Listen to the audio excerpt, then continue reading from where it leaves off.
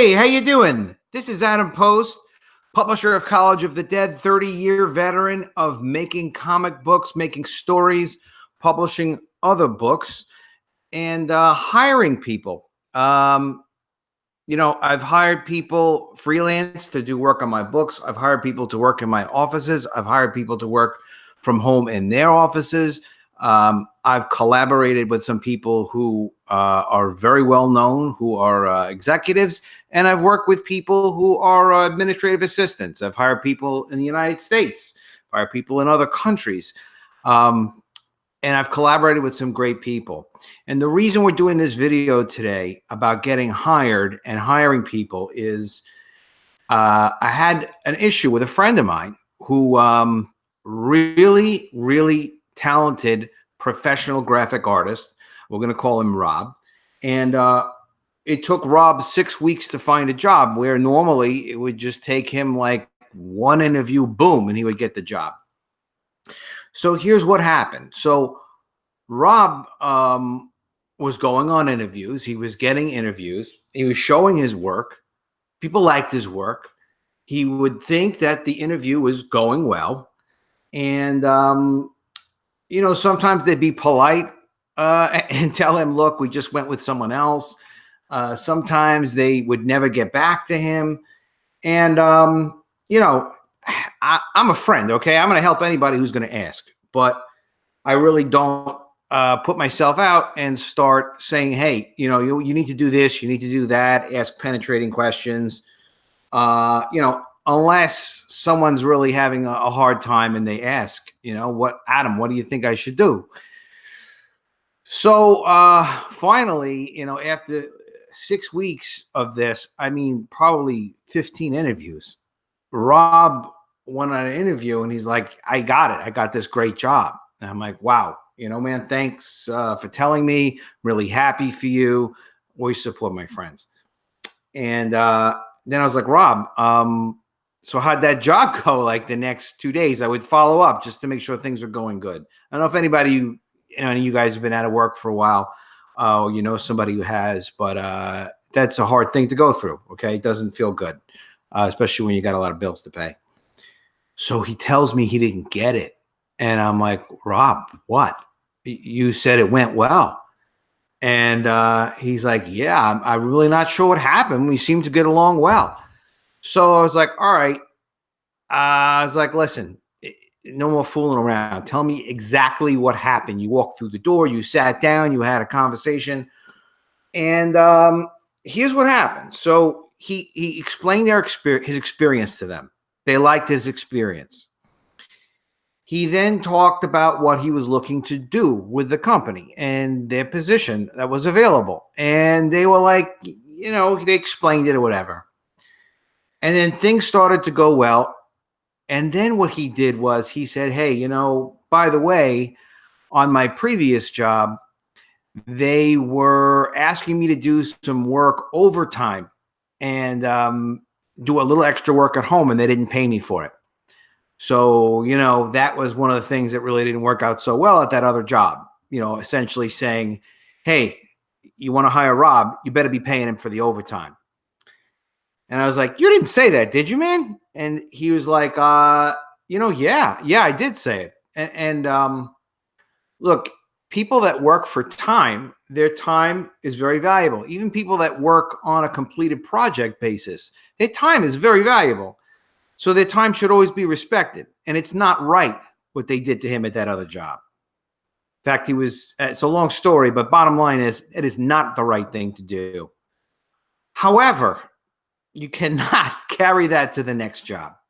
If you have an issue on an old job, you cannot discuss that on an interview for a new job, because this is not where it's not the people's court. You know what I'm saying? They're not going to protect you. They're not going to say, hey, we're sorry you had that problem. We'll call the other company. That'll never happen here. You can't do anything like that, because these are the three things that a company looks for when they're going to hire you. These are the main things. Okay.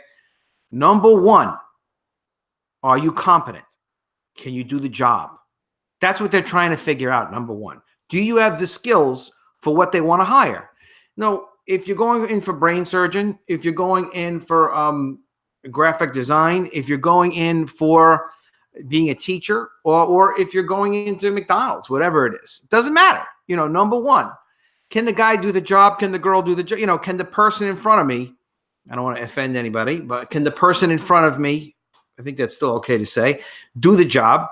Do they have the experience? So how do you prove it? You prove it with your resume. You prove it with how confidently you talk about your skills. You can also prove that with providing references. Okay, that's the number one thing they need to know. Does this person have the skill set we're looking for? So you may be going for something that has no experience. Ideally, you're going for something that you can demonstrate you can use experience you have so they can pay you right. That's number one. Number two, can we trust this person? So if you're going to be in someone else's office, if they're going to let you be around other people that work in that office, if they're going to let you talk to their customers, if they're going to let you have access to, it could be financial information, it could be any number of things. It could be theft of some sort. You could be that the company, like a bank, obviously handles money for their clients. It's not even the bank's money. So trust is a big factor. Does this person seem trustworthy?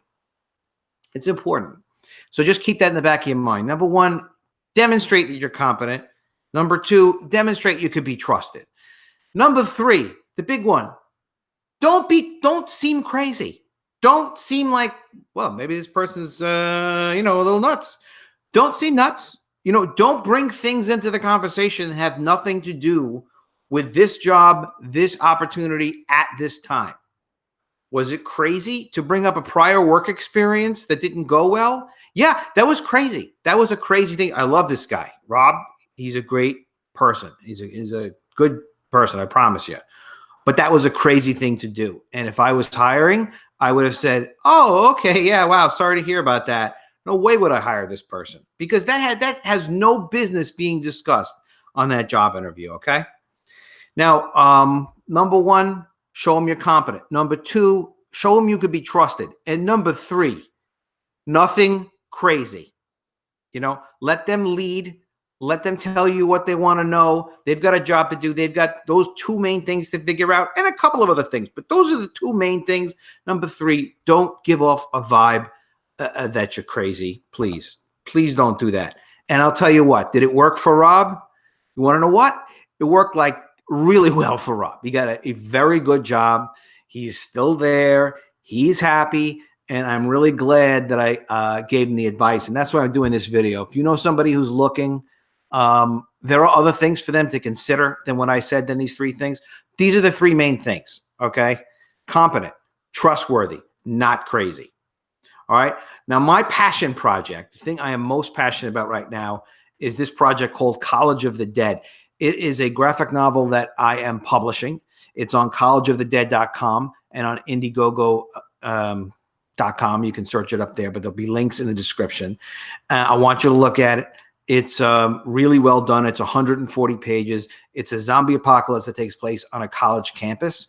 And it is it's a phenomenal piece of work. It really, really is a great project. All right, so check that out. If you're looking for a job or if you're hiring people, those are the three main things you're thinking about. Anybody that you hire that gets weird on you while you're doing the interview, no good. Don't hire them. Anybody who's not competent, but maybe you could train them, you don't need to hire that person. There's competent people. Even in a tight job market, there's competent people. And any questions about trust, about violating any kind of personal or professional trust, absolutely do not hire that person. All right? Check out my book. That's my passion project. You see how passionate I am about helping my friends. All right? Talk to you later.